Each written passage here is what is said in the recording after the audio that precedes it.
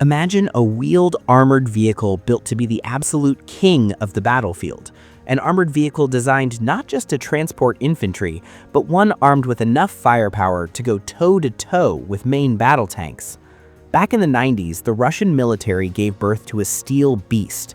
It was their new hope, meant to replace the legendary BTR-80 and was expected to become the backbone of their modern army.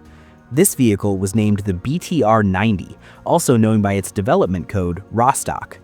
With specs far superior to any wheeled armored vehicle Russia had ever possessed, it should have become a superstar, produced by the thousands. But the reality?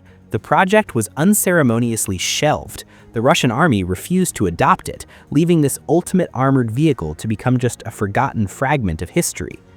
Today, I'm taking you on a deep dive into its origins, its lethal capabilities, and solving the mystery of why this seemingly perfect machine met an unexpected end, along with a recent secret uncovered on the battlefields of Ukraine.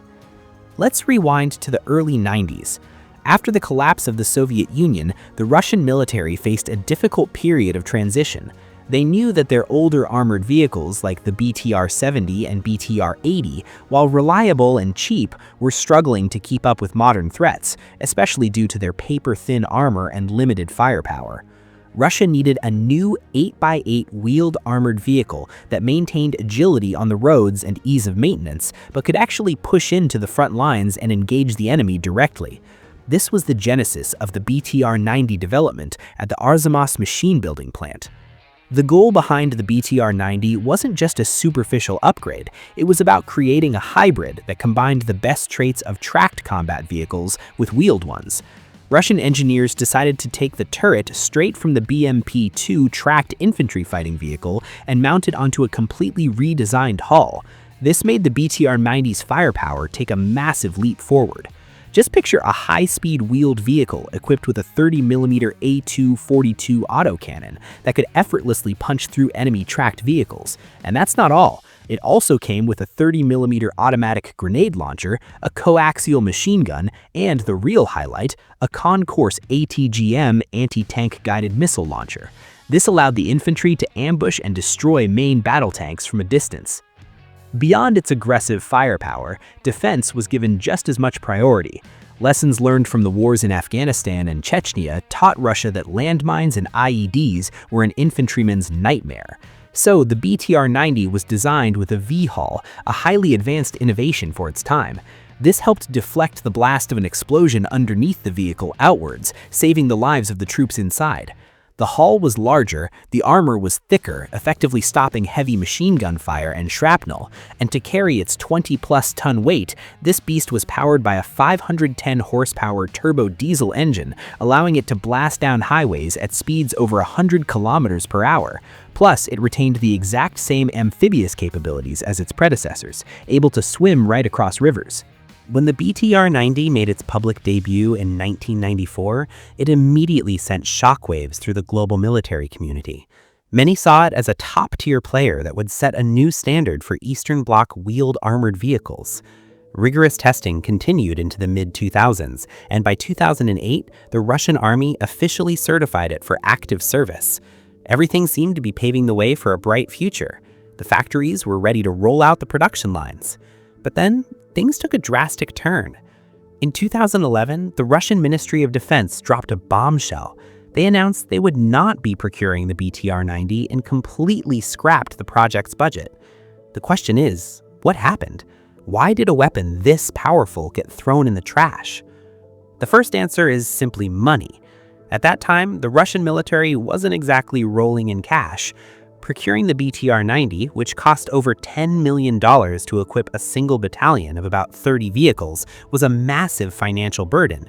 Compare that to dusting off thousands of old BTR-80 hulls sitting in storage, upgrading their turrets, and creating the BTR-82A. The Russian army realized they could get a vehicle with the exact same 30mm gun for a fraction of the price.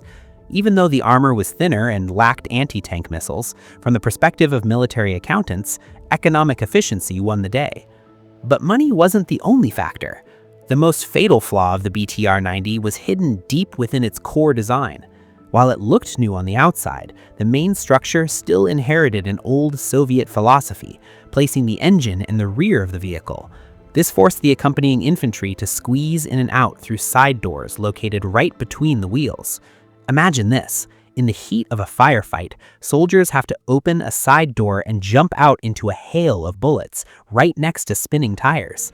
It was a tactical nightmare that modern militaries simply couldn't accept anymore. Meanwhile, Western armored vehicles, and even newer global designs, all placed the engine in the front and featured a large rear ramp. This allows troops to dismount quickly while using the vehicle itself as a shield. Faced with this unfixable blind spot, the Russian military made a drastic decision. They swallowed the bitter pill of throwing away over 10 years of development on the BTR-90 to leapfrog into the next generation. They started from scratch to develop the Boomerang armored vehicle program introduced in 2015, which completely solved the issues with the exit doors and armor structure.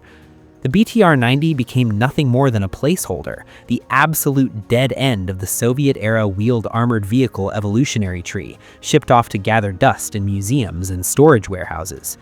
Its story should have ended right there. It should have faded away as an engineering failure nobody remembered. But war always has a way of delivering surprises.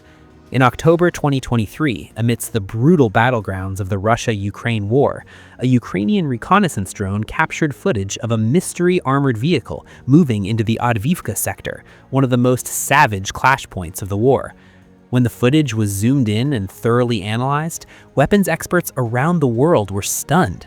The silhouette of the hull and turret wasn't a BTR-82A, it was a real, living BTR-90, a vehicle that had vanished for over a decade. Its appearance on an actual battlefield spoke volumes about the desperate situation facing the Russian military.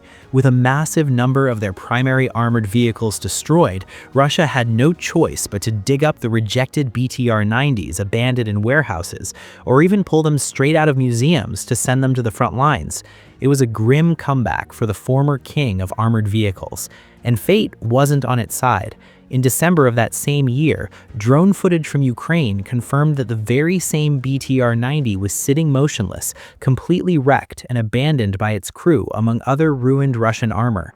It perfectly and tragically closed the book on the beast of the 90s, frozen in a Ukrainian ice field. To give you a clearer picture of why it was seen as such an expensive luxury item back in the day, let's take a deep dive into the hard numbers and its procurement cost at the time.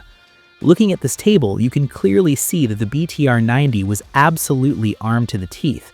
They basically took tracked vehicle firepower and crammed it into a wheeled chassis that could hit 100 kilometers per hour and swim. And if we look at the unit cost, estimated during the years the project was under review, it sat at around $340,000 USD per vehicle. In the context of modern wheeled armored vehicles, $340,000 might not sound like much compared to Western vehicles that cost millions, but for Russia at the time, needing hundreds or thousands of these, building a brand new vehicle meant setting up entirely new production lines, and the hidden costs for that were astronomical. When compared to taking the free BTR-80 hulls they already had and just slapping more weapons on them, Russia naturally took the cheaper route. Ultimately, the story of the BTR-90 teaches us that in the world of military engineering, the best weapon isn't always the one with the highest specs on paper.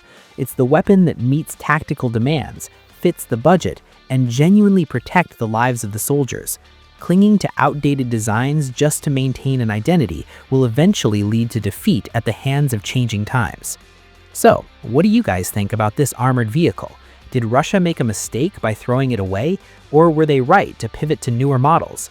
Let me know your thoughts in the comments down below. If you enjoy deep dives into military hardware like this, please leave a like, subscribe, and don't forget to hit the bell icon for the channel. I'm Mix, and I'll catch you guys in the next video.